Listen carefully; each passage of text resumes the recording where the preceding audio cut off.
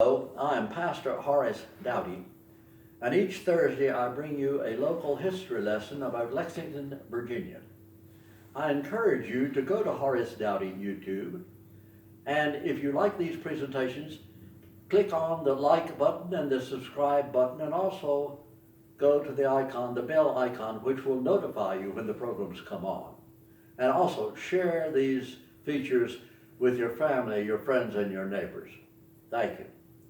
Today, I want to talk about somebody that you probably have never heard of. Even the people who live in Lexington, Virginia don't know him. William Graham, Reverend Dr. William Graham, the founder of what we now call Washington and Lee University.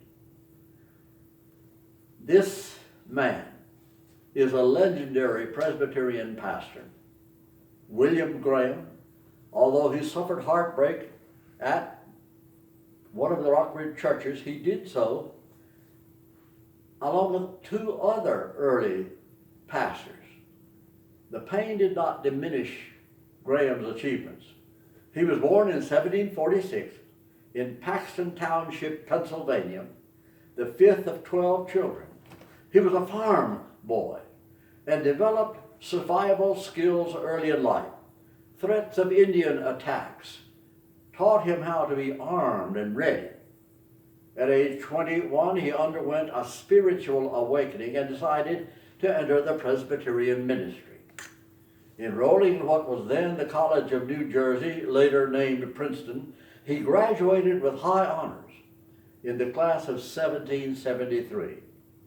Of the 29 graduates, 23 became pastors, 3 were state governors, 4 were college presidents. 2 of those pastors served churches right here in Rockbridge County. Upon graduation, William Graham immediately accepted a position as head of Augusta Academy, the classical Presbyterian school located south of Stanton, Virginia, in the valley. The academy shortly moved to Fairfield and then to Timber Ridge, both locations north of Lexington, and by 1776, Graham had changed the name to Liberty Hall Academy in honor of the American Revolution. During those early years, Graham's mentor was Reverend John Brown, another brilliant educator, pastor of the Timber Ridge Presbyterian Church, and also New Providence. And when John Brown resigned as pastor of Timber Ridge, Graham took the pastorship of both Timber Ridge and Hall's Meeting House west of Lexington. Historians are unanimous in assessing William Graham's ability as a brilliant instructor. He taught the young farmers' sons classical Latin, Greek, mathematics, literature, and all known sciences of the day, and created some of his own textbooks from notes that he had written while studying under Reverend John Witherspoon, the noted Presbyterian pastor who signed our Declaration of Independence. Heartbreak came to Graham when he fell in love with the boss's daughter, Elizabeth Brown. The girl's mother despised Graham for whatever reason we don't know, and so the romance never had a chance. Elizabeth turned her attention to Samuel McCorkle, who promptly fell desperately in love with her, another pastor.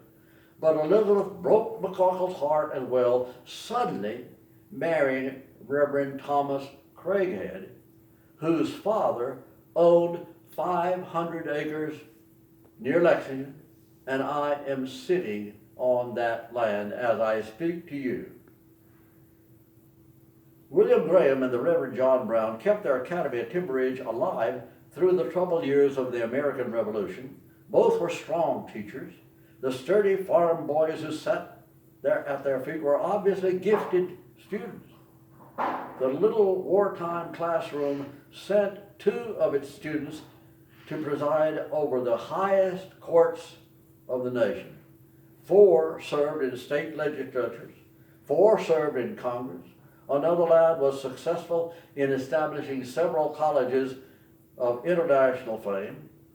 My own childhood was spent in the Timber Ridge area, but not once was the stellar performance of Graham and his school ever mentioned in my presence. Today this seems all odd. it helps spur me to write these history lessons in an effort to keep alive some of the remarkable heritage. Success inspired William Graham. He envisioned a college somewhat more impressive than the little log academy.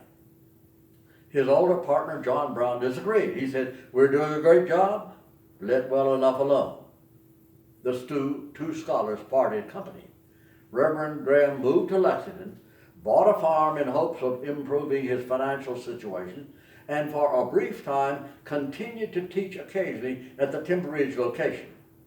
So great was the desire for his instruction, young men descended upon the Lexington farm. Some of them actually moved in with Graham and his wife, Mary Carr. By 1782, the eager students had in effect moved the school from Timber Ridge to Lexington. First he taught them in his home, then a small building was erected on land donated from his farm, and by 1794 an impressive stone structure was built and occupied, the ruins of which yet stand on the west edge of Washington and Lee University.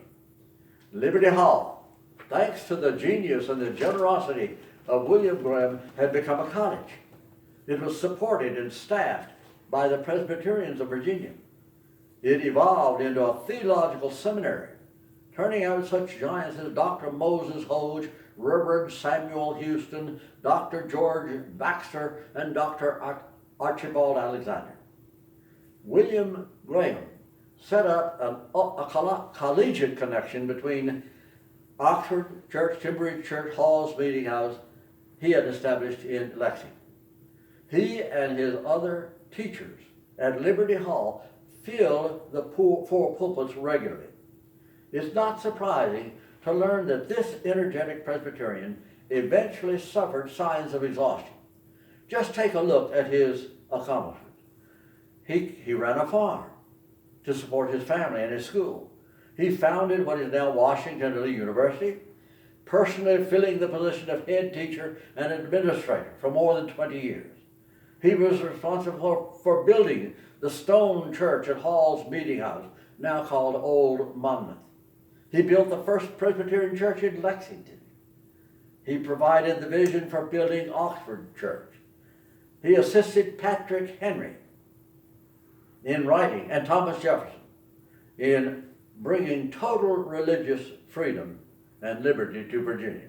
He served as chaplain of militia and captain on our frontier.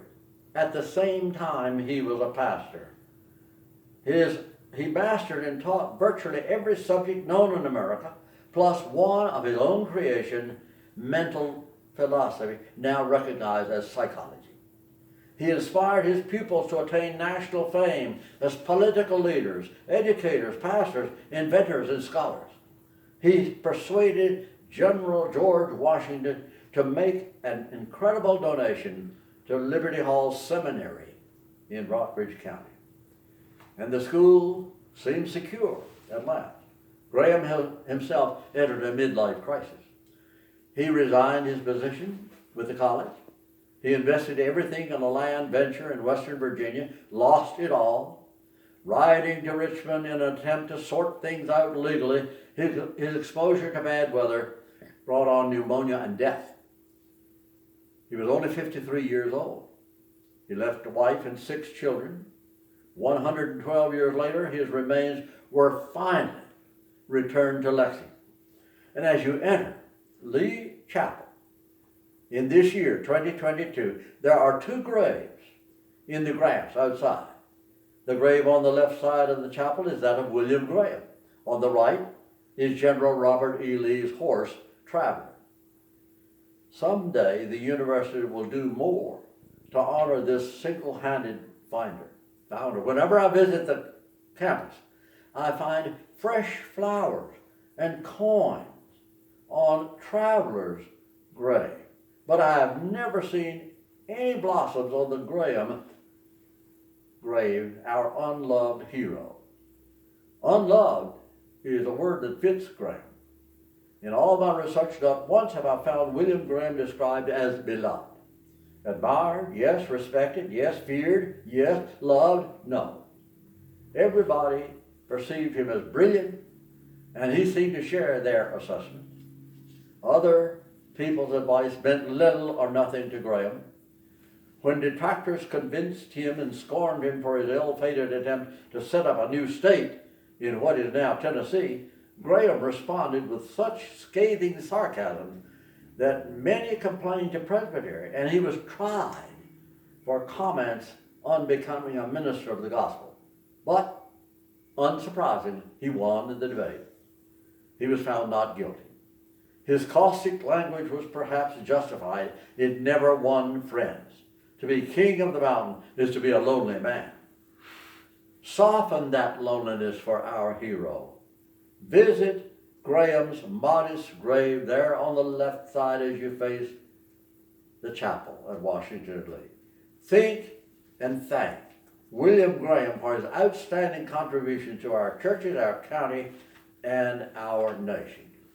William Graham, patriot.